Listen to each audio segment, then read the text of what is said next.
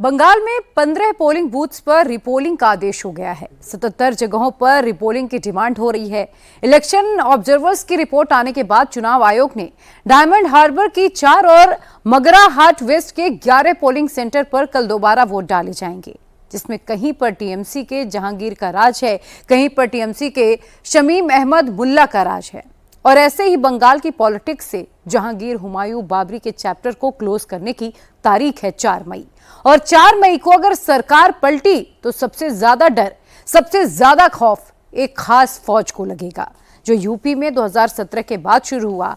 क्या धीरे धीरे बंगाल में शुरू होने वाला है? रिपोर्ट में जानिए।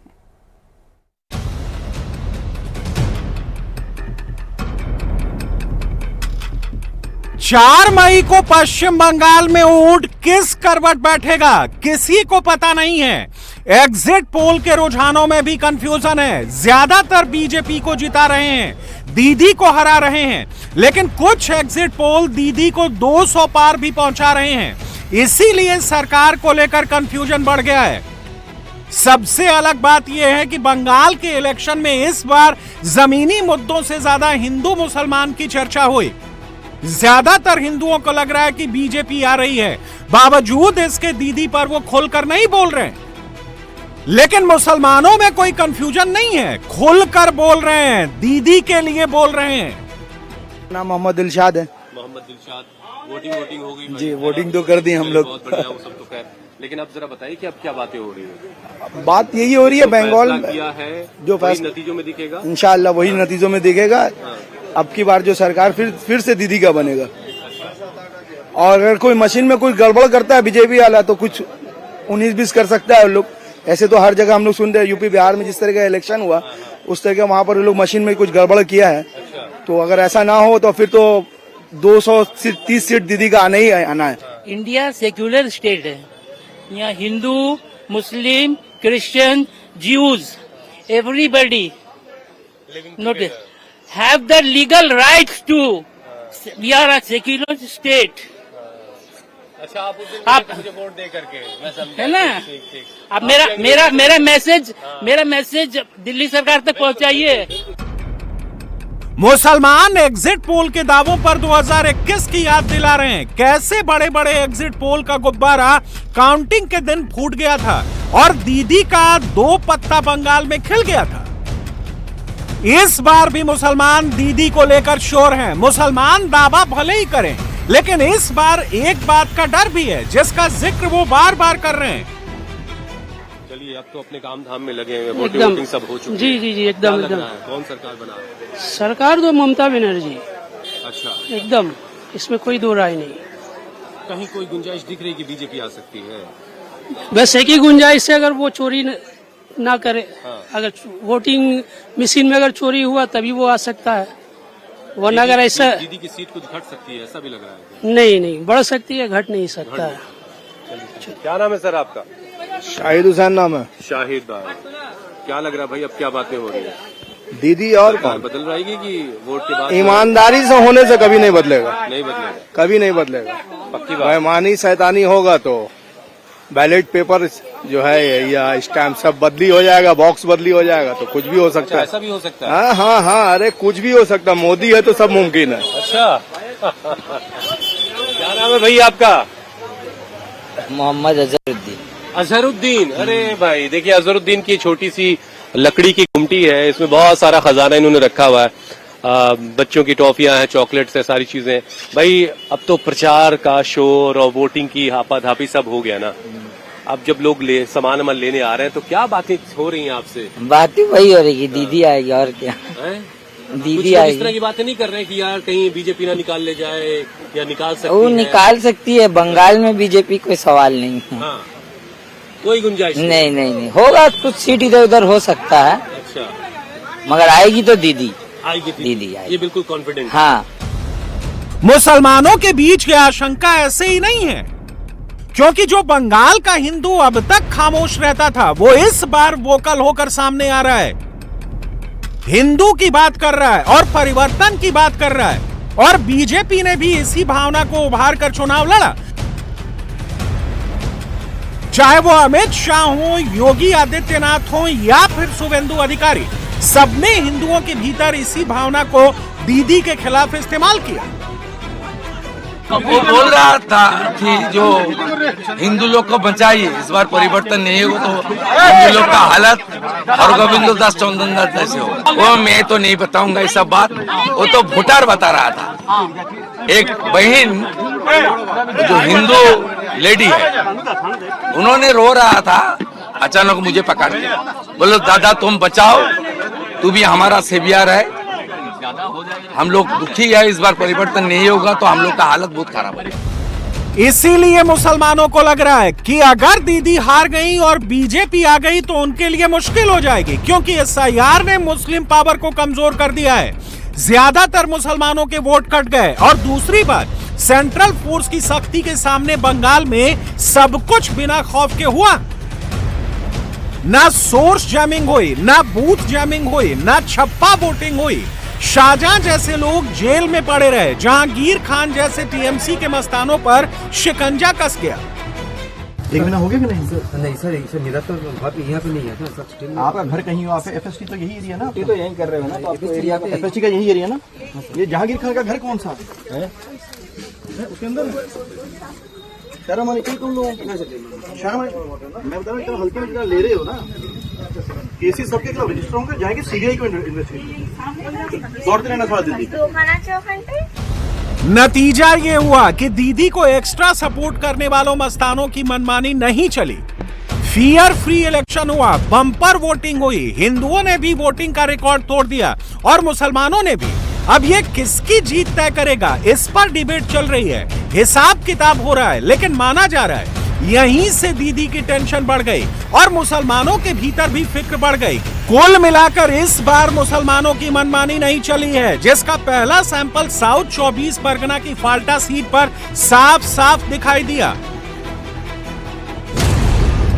साउथ 24 परगना की फाल्टा सीट पर हिंदू 70%, मुस्लिम 30% हैं। लेकिन यहाँ पर टीएमसी के कैंडिडेट जहांगीर खान का सिक्का चलता रहा है। जहांगीर खान के सहयोगियों पर मतदाताओं को डराने धमकाने का आरोप था। 2021 के चुनाव में फाल्टा में डर से हिंदू वोट देने के लिए बाहर नहीं निकले थे। जहांगीर और इसके गुर्गों पर सोर्स जैमिंग, बूथ जैमिंग, छप्पा वोटिंग के आरोप लगे थे। पुलिस ऑब्जर्वर अजय पाल का एक वीडियो वायरल हुआ, जिसमें कड़े एक्शन की बात कही गई थी। वोटिंग वाले दिन आईपीएस अजय पाल की सख्ती काम कर गई, कोई हिंसा नहीं हुई। इस बार 90.30% वोटिंग हुई, जो पिछली बार से 9% ज्यादा है।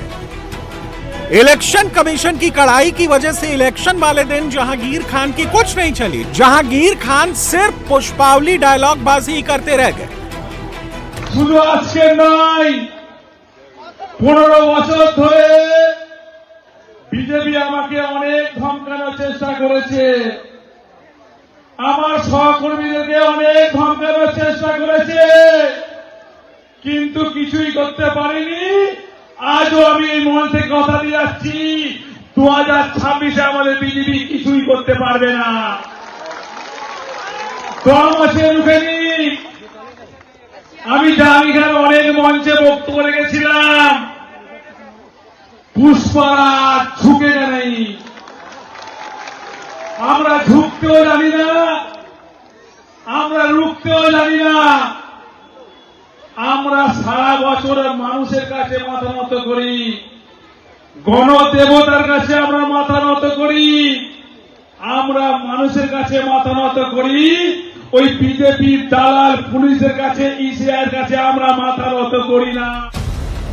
नतीजा ये हुआ कि हिंदू बेधड़क पोलिंग स्टेशन पर पहुंचा और मुस्लिम मोहल्लों से जो डराने की कोशिश हुई, उनका सेंट्रल फोर्स की तरफ से हिसाब किताब भी लिया गया। हालांकि फाल्टा में आज भी हिंदुओं के भीतर खौफ का आलम है, वो खुलकर बोलने से बच रहे हैं। बीजेपी दिले मार खेয়ে মরে যেতে হবে। क्यों? আমাদের এরিয়া তো মুসলিম এরিয়া, যদি বিজেপি দি পিছিয়ে ভাগ করে দেবে না, ঘরে আগুন ধরিয়ে দেবে। अंकल बहुत बड़ी बात कह रहे हैं कि वोट हम जिसको देंगे वो पार्टी का नाम बताया है। कह रहे कि अगर हमने वोट दिया बीजेपी को तो ये मुस्लिम इलाका है, इनका घर जला दिया जाएगा, इनको मारा जाएगा, पीटा जाएगा। दादा सेंट्रल फोर्स बहुत आया है, इतना डरने की आवश्यकता नहीं है अब। हमको हमारा जो बीबी है नहीं वो बोलते रहा बोले तृणमूल को देने होगा और ना वाले बहुत मार खाने होगा ना घर बाड़ी सब आगुन धरी। बहुत डरे हुए हैं, कह रहे हैं कि इनकी पत्नी कहती है कि अगर तृणमूल को नहीं देंगे तो घर बार जला दिया जाएगा। ये है टीएमसी के जहांगीर खान का खौफ।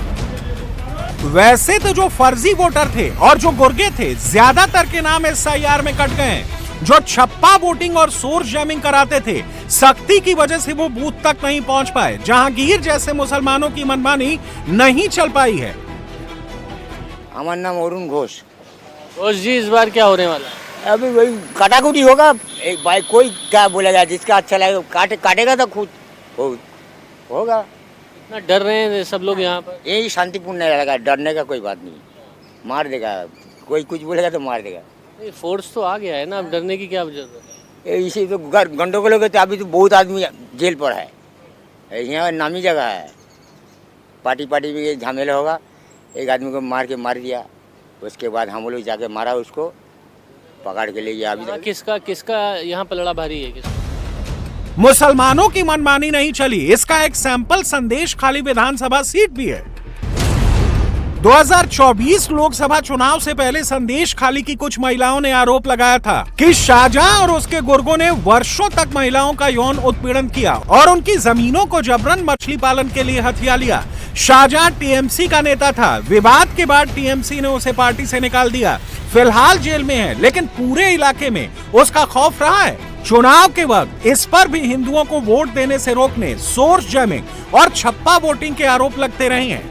बीजेपी ने लोकसभा चुनाव 2024 के लिए बशीरहाट से संदेश खाली की पीड़िता रेखा पात्रा को उम्मीदवार बनाया, लेकिन वो हार गई।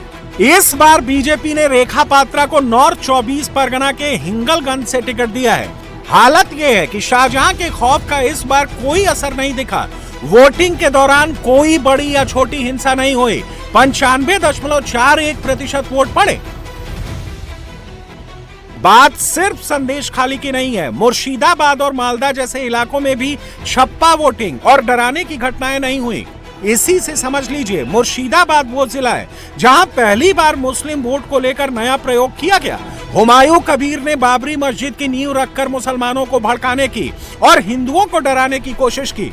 मुस्लिम वोट की लड़ाई में टीएमसी ने हुमायूं कबीर का स्टिंग टेप लाकर रुख टीएमसी की तरफ दोबारा मोड़ दिया। माना जा रहा था कि इलेक्शन में मुर्शिदाबाद में जमकर हंगामा होगा, लेकिन यहां भी मुसलमानों की नहीं चली। मुर्शिदाबाद की 22 सीट पर 23 अप्रैल को वोटिंग हुई।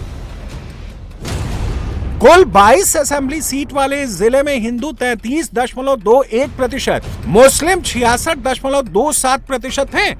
यहाँ की आबादी का हर तीसरा शख्स मुसलमान है। टीएमसी को 2021 में 22 में से 20 सीट मिली थी। बीजेपी सिर्फ 2 सीट जीत पाई। सबसे ज्यादा मुस्लिम आबादी वाला ये जिला हाइपर सेंसिटिव घोषित किया गया था। अप्रैल 2025 में वक्फ बिल के खिलाफ प्रोटेस्ट में 3 लोगों की मौत हुई। आगजनी हुई थी। सुती, धुलियान और जंगीपुर से हिंदू समुदाय के लोगों को घर छोड़कर जाना पड़ा था। अप्रैल 2025 में रामनवमी जुलूस के दौरान हिंसा भड़कने से कम 20 लोग घायल हो गए। 50,26,213 वोटर वाले मुस्लिम बाहुल्य इस जिले में सबसे ज्यादा 4,59,035 वोटर के नाम काटे गए थे। इस बार चुनाव में इलेक्शन कमीशन ने पूरे जिले को फोर्स से भर दिया। बंगाल में सबसे ज्यादा 316 कंपनी इस जिले में तैनात कर दी गई। मुर्शिदाबाद के जहांगीरपुर सीट पर ही 70 कंपनी लगा दी गई। 9 सीटों पर 96% से ज्यादा, 3 सीटों पर 95% से ज्यादा वोटिंग हुई। 5 सीटों पर 90% से ज्यादा वोटिंग हुई। जिले में लगभग 94% वोटिंग दर्ज की गई। सुबह से शाम तक हिंसा की कोई बड़ी वारदात दर्ज नहीं की गई। मुर्शिदाबाद में बम्पर वोटिंग हुई, लेकिन बवाल कोई नहीं हुआ। वजह एक थी, मुसलमानों की कोई मनमानी नहीं चली और बाबरी का मुद्दा हवा हो गया। पश्चिम बंगाल के इलेक्शन में मुस्लिम वोट पर कांग्रेस, लेफ्ट, टीएमसी, जेयूपी, आईएसएफ सबने अपना दांव चला, जिसमें टीएमसी अब तक मुस्लिम वोट पर अपनी पकड़ बताती आई है। मुस्लिम वोट की दूसरी सबसे बड़ी लेबोरेटरी मालदा जिले को कहा जाता है। यहां पर भी बड़े बवाल की आशंका थी। मालदा मुस्लिम आबादी वाला दूसरा बड़ा जिला। मालदा में 23 अप्रैल के चुनाव से 22 दिन पहले बड़ा बवाल हुआ था। 1 अप्रैल को 7 न्यायिक अफसरों को स्थानीय वीडियो कार्यालय में बंधक बना लिया गया। मालदा जिले के मोथाबाड़ी इलाके में बड़ा हिंसक प्रदर्शन हुआ। प्रदर्शनकारी भीड़ ने सड़क जाम, तोड़फोड़ और पुलिस पर हमला किया। पूरा मामला SIR से जुड़ा था। लोग नाम काटे जाने से नाराज थे। अभी कुल वोटर 27,91,736 है। 2,05,924 नाम कट गए। इस जिले में हिंदू 47.99% है, मुस्लिम 51.27% है। कुल सीट 12 है। 2021 में बीजेपी 4, TMC 8 जीती। इस बार यहाँ चुनाव के दौरान 172 कंपनी तैनात की गई। यहाँ 5 सीटों पर 95% से ज्यादा और 7 सीटों पर 92% से ज्यादा वोटिंग हुई। जिले में कोई बड़ी हिंसा नहीं हुई। कुल 95% वोटिंग दर्ज की गई है। नतीजा ये हुआ कि मुसलमानों ने तो वोट किया ही, जो हिंदू अब तक डर के वोट नहीं दे रहे थे उन्होंने भी वोट किया है। इसीलिए 4 मई को लेकर कोई कुछ नहीं कह रहा है। लेकिन एग्जिट पोल के नतीजे अगर बीजेपी के फेवर में जाते हैं तो जहांगीर जैसे लोगों के लिए किसी मुसीबत से कम नहीं है।